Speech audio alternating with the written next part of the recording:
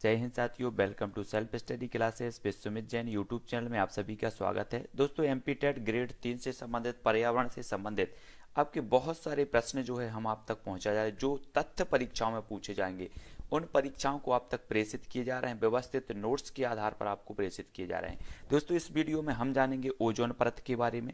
Ozone परत से संबंधित जितने भी तथ्य हैं उनके बारे में जानेंगे, ठीक है, कि कैसे इसे पृथ्वी का सुरक्षा कवच कहा जाता है, ओजोन दिवस कब मनाया जाता है, ये चीज जानेंगे।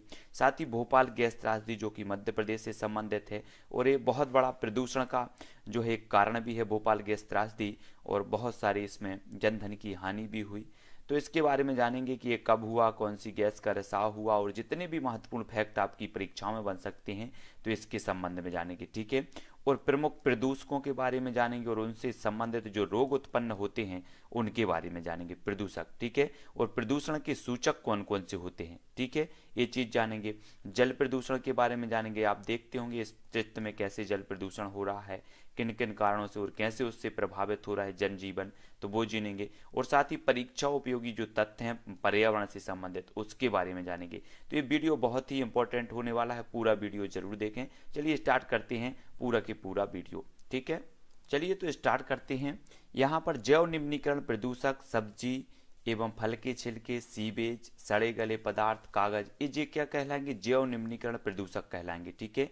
जैव अनिम्नीकरण प्रदूषक जैसे प्लास्टिक, पॉलीथीन, पारा, शीशा आदि, ये जैव अनिम्नी, आपसे यहाँ से पूछा जाएगा क्वेश्चन, निम्न में से बताइए कौन सा जैव अनिम्नीकरण जो है प्रदूषक है। तब आपका उत्तर होना चाहिए प्लास्टिक, पॉलीथीन, पारा, शीशा, ये जैव अनिम्नीकरण है, ठीक है। और जैव निम्नीकरण में ये सब आएंगे, तो याद रख लेना है। हीमोग्लोबिन के साथ जो है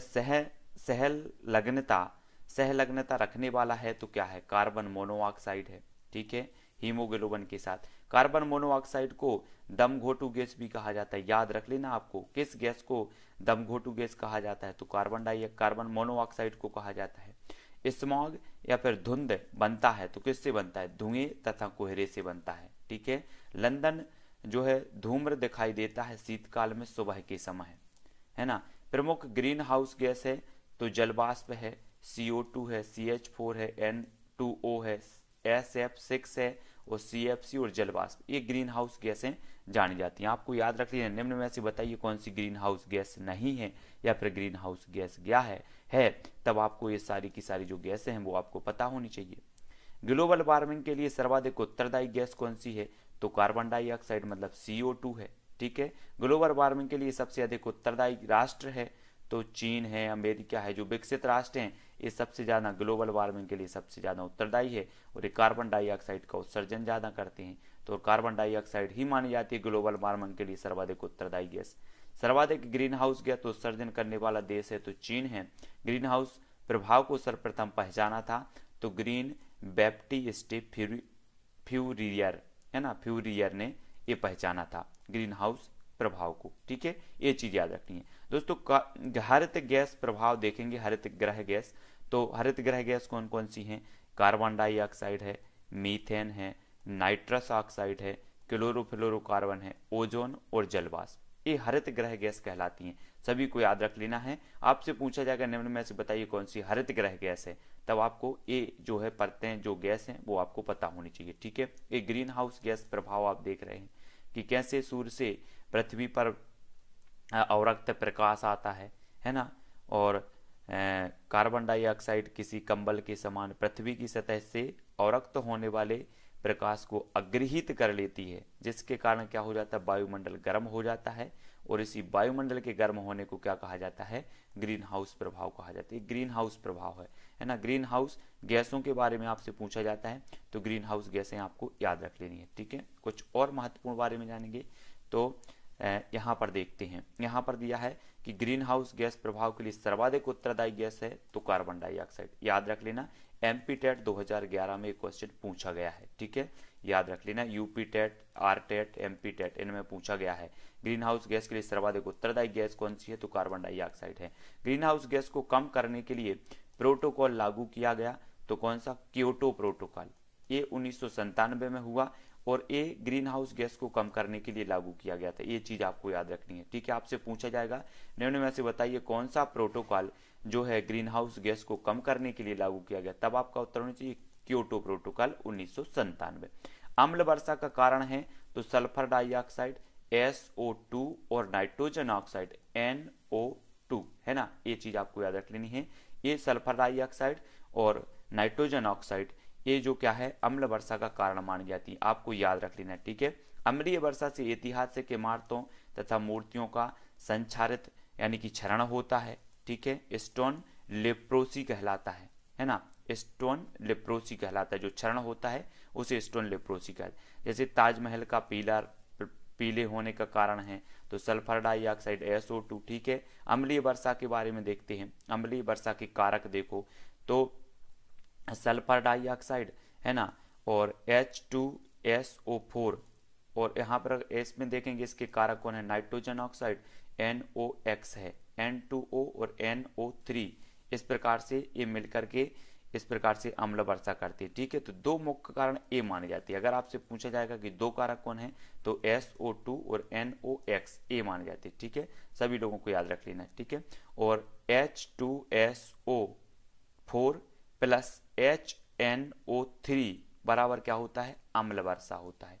ये चीज याद रख लें। अम्लीय वर्षा के प्रभाव देखो, त्वचा पर फफोले पड़ना, ये अम्लीय वर्षा के। जलीय जीव जंतु एवं पेड़ पौधे नष्ट होना, ताजमहल का रंग पीला पड़ना, ये सभी आप देखो यहाँ पर sulphuric acid, nitric acid, sulphur oxide, nitric, इसमें जो है पीला रंग पड़ जाता है, ये अम्ल वर्षा हो रही है यहाँ से। तो ये चित्र के माध्यम से हम समझ सकते हैं अम्ल वर्षा को। अम्ल एल्यूमिनियम को मृदा में घोल देता है ना। और हम देखें कृत्रिम वर्षा के लिए उत्तरदायी है तो सिल्वर आयोडाइड मोस्ट इंपोर्टेंट है, आपसे पूछा जाएगा कृत्रिम वर्षा के लिए उत्तरदायी कौन सा है तो सिल्वर आयोडाइड है। शुष्क वर्षा ठोस कार्बन डाइऑक्साइड, शुष्क वर्षा होती ठोस कार्बन डाइऑक्साइड कारण, ठीक है। तो ये चीज आपको जाननी है। नेक्स्ट जानते हैं और भी कुछ महत्वपूर्ण तथ्य हैं जो आपको पढ़ना है, ठीक है। अंतर्राष्ट्रीय अम्ल वर्षा केंद्र कहाँ पर है तो मैनचेस्टर में है। विश्व में सर्वप्रथम अम्ल वर्षा कहाँ हुई थी तो ये स्वीडन में हुई थी सर्वप्रथम। भोपाल गैस त्रासदी के बारे में जानेंगे दोस्तों। मिथाइल आइसोसाइनेट के कारण CH3NCO के कारण जो है, इसके रिसाव के कारण जो है ये कांड हुआ था भोपाल गैस त्रासदी। आपसे एक क्वेश्चन बनता है भोपाल गैस त्रासदी में कौन सी गैस का रिसाव हुआ था, तब आपका उत्तर होता है मिथाइल आइसोसाइनेट, याद रखना है, ठीक है।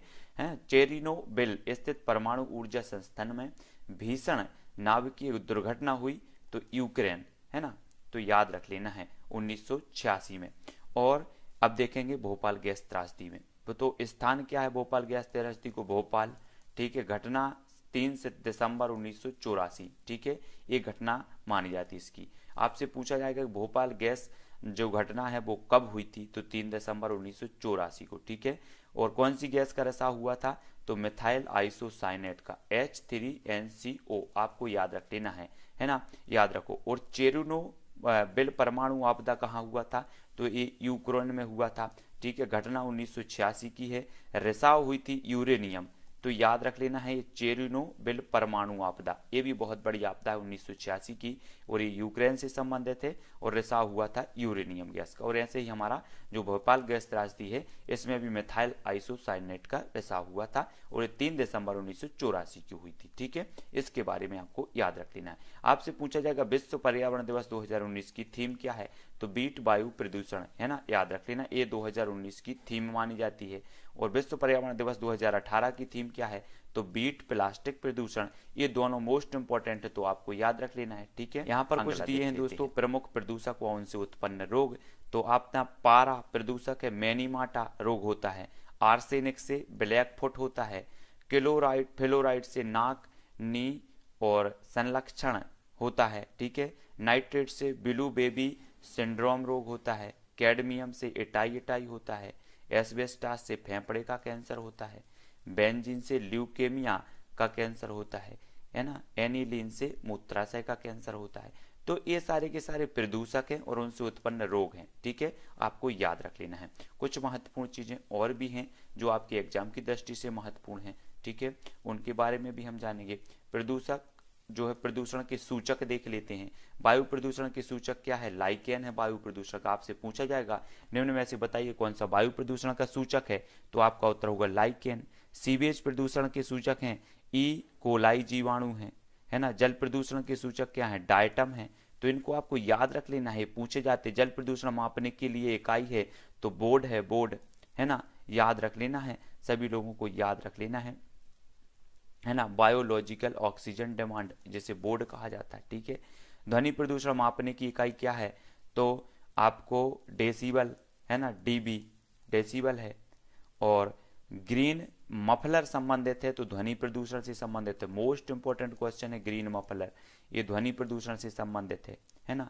WHO जिनेवा के अनुसार ध्वनि प्रदूषण का मानक कितना है? 45 dB है ना। तो डेसिबल है ना जो, तो 45 dB। तो आपको याद रख लेना WHO जेनेवा के अनुसार ध्वनि प्रदूषण का मानक माना जाता है 45 dB। गंगा एक्शन प्लान की शुरुआत हुई थी तो 1985 में हुई थी गंगा एक्शन प्लान की, याद रख लेना, बहुत ही महत्वपूर्ण फैक्ट है। भारत में मृदा अपरदन की सर्वाधिक समस्या है चंबल घाटी के बीहड़ क्षेत्र, ये जो है मृदा घाटी की सर्वाधिक समस्या मानी जाती है। चंबल नदी का उद्गम स्थल जानापाव से होता है, ये चीज भी याद रख लेना है, जानापाव पहाड़ी से। मृदा अपरदन को रोकने के उपाय हैं वृक्षारोपण, मेड़बंदी, ठीक है, हानिकारक कीटनाशक पर प्रतिबंध, जैव उर्वरकों एवं कार्बनिक खादों को प्रोत्साहन।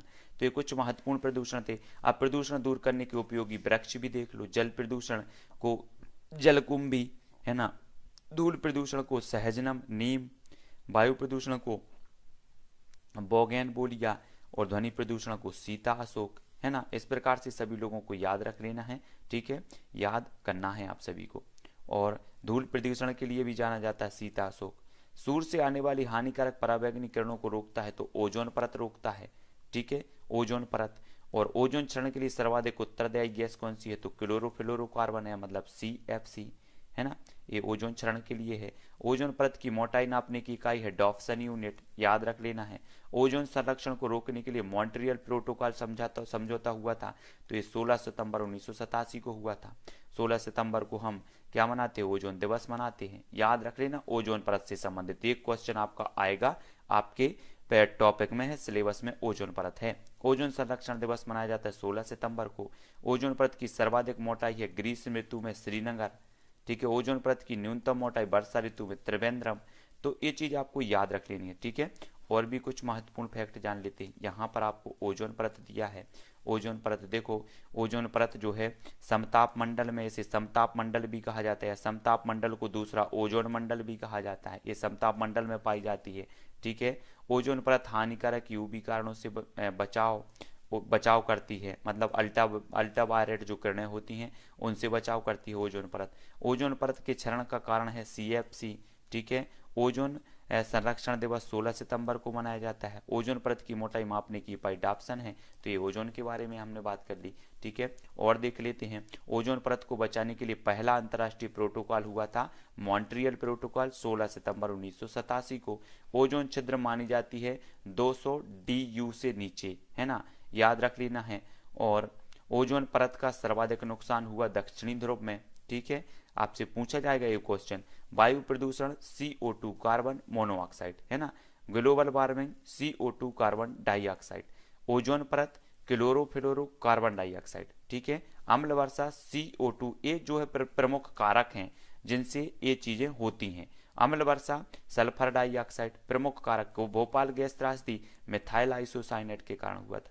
तो ये चीजें बहुत ही महत्वपूर्ण हैं, आपको याद रख लेनी दोस्तों। कुछ परीक्षा उपयोगी तथ्य हैं जो आपको याद रखनी है। जल प्रदूषण में ऑक्सीजन की मापक क्या है? तो ये क्या है? DOB, बायोलॉजिकल ऑक्सीजन डिमांड, ठीक है। अम्ल वर्षा का pH मान क्या है? तो pH 5.6, है ना। और जो है -6.5, इस प्रकार से माना जाता है, सभी लोगों को याद रख लेना है, ठीक है।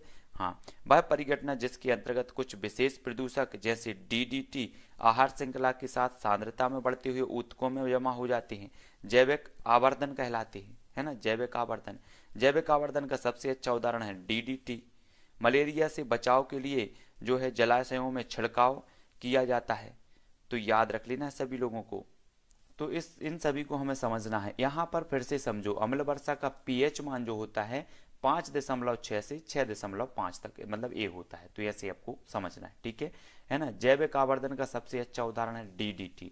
मलेरिया से बचाव के लिए जलाशयों में छिड़काव किया जाता है, तो वो डीडीटी का किया जाता है, ठीक है, याद रख लेना। शैवाल विल्यूम संबंधित है, तो सुपोषण से संबंधित है। गंगा का जल शुद्ध रहता है, तो जीवाणु भोजी के कारण रहता है शुद्ध जल। तो ये चीज आपको समझनी है, ठीक है। और भी महत्वपूर्ण प्रश्न हैं, जो भी टॉपिक हैं आपके, उनको देखते हैं। देख लो कि कौन सा ईंधन न्यूनतम पर्यावरण प्रदूषण उत्पन्न करता है, तो हाइड्रोजन, ठीक है। ओजोन परत की क्षरण का सर्वप्रथम पता लगाया तो जोसेफ फॉरमैन, जो कि इंग्लैंड के थे 1985 में, है ना। गोबर गैस का मुख्य घटक है मीथेन। अम्ल वर्षा के लिए उत्तरदायी है सल्फर डाइऑक्साइड SO2 और नाइट्रस ऑक्साइड N2O, ठीक है। आर्सेनिक द्वारा अत्यधिक जल प्रदूषण वाला राज्य तो पश्चिम बंगाल है। हमारे पर्यावरण को बचाने के लिए 3 प्रकार के आर हैं, कम उपयोग, पुनः चक्रण और पुनः उपयोग। ये 3 प्रकार के आर माने जाते हैं, ठीक है। सिगरेट के धुएं में मुख्य प्रदूषक कौन सा होता है, कार्बन मोनोऑक्साइड व बेंजीन होता है, ठीक है, याद रख लेना है। हिमाचल प्रदेश भारत में प्लास्टिकों के उत्पादन और उपयोग को नियंत्रित करने वाला पहला राज्य था। इस राज्य ने हर प्रकार की पॉलीथीन पैकिंग पर प्रतिबंध का प्रस्ताव रखा था, ठीक है, तो याद रख लेना है। और प्लास्टिक के बारे में चल रहा तो हिमाचल प्रदेश ऐसा प्रथम राज्य था जिसने ये जो है कार्य किया। परीक्षा उपयोगी और भी महत्वपूर्ण तथ्य, प्लास्टिक बैग पर प्रतिबंध लगाने वाला भारत का पहला राज्य कौन सा है, तो हिमाचल प्रदेश है। जैविक खेती अपनाने वाला भारत का पहला राज्य सिक्किम है। प्रदूषण को कम करने के लिए ऑड इवन का जो नियम लागू करने वाला पहला राज्य नई दिल्ली है, ठीक है। पूरी तरह से प्लास्टिक कचरे से मुक्त शहर कन्नूर केरल है ना। भारत का सबसे स्वच्छ शहर इंदौर है। स्वच्छता सर्वेक्षण 2018 के साथ लोगों को जोड़ने के लिए प्रसून जोशी द्वारा लिखे गीत स्वच्छता की ज्योति जगी है। ये किसने लिखा, जो स्वच्छता की ज्योति जगी, प्रसून जोशी ने। विवाह समारोहों से होने वाले पर्यावरण नुकसान से बचने के लिए ग्रीन प्रोटोकॉल लागू करने वाला पहला राज्य कौन सा है, तो केरल है। सौर ऊर्जा से संचालित देश का पहला रेलवे स्टेशन गुवाहाटी। दुनिया का पहला सौर ऊर्जा संचालित हवाई अड्डा, तो ये कोचीन है। तो इतनी चीजें आपको यहाँ पर इस वीडियो में देखने को मिलती है, ठीक है। नेक्स्ट वीडियो में हम पढ़ेंगे क्या, नदियां पर्वत पढ़ेंगे, पठार पढ़ेंगे, मतलब पर्यावरणीय भूगोल से संबंधित, ठीक है। पर्यावरणीय भूगोल से संबंधित आपके पढ़ेंगे, जो आपके लिए बहुत ही महत्वपूर्ण है। वीडियो अगर आपको थोड़ा सा भी अच्छा लगा हो, आपके लिए उपयोगी है, तो लाइक जरूर कर देना। सभी लाइक करेंगे, जितने भी साथी हैं मेरे, सभी लाइक करना है। एक एक चीज आपको ढूंढ कर मैं उपयोगी जो है वो लाकर आपको प्रेषित कर रहा हूं, ठीक है। तो सभी लोगों को लाइक करना है, वीडियो को शेयर करना है अपने ग्रुपों में, और जो है अपने टेलीग्राम ग्रुप से जुड़ जाना है। 2500 लोग मिलकर के जो है टेलीग्राम ग्रुप में अध्ययन कर रहे हैं, तो आप भी टेलीग्राम ग्रुप में जुड़ सकते। कैसे जुड़ना है, टेलीग्राम ऐप डाउनलोड करो, फिर उसमें सर्च करो IAS स्टडी ट्रैक, ठीक है, स्टडी ट्रैक, और ज्वाइन हो जाओ, जहां पर आपको PDF और वीडियो बिल्कुल निरंतर मिलते हैं। तो आप लोगों को जुड़ना है, वीडियो को लाइक करना है, शेयर करना। मेरा यही है उद्देश्य कि आप तक ज़्यादा से ज़्यादा मटेरियल प्रेषित किया जाए, ताकि आपकी तैयारी बहुत अच्छे से हो सके। तो आज की वीडियो के लिए दोस्तों इतना ही। जय हिंद।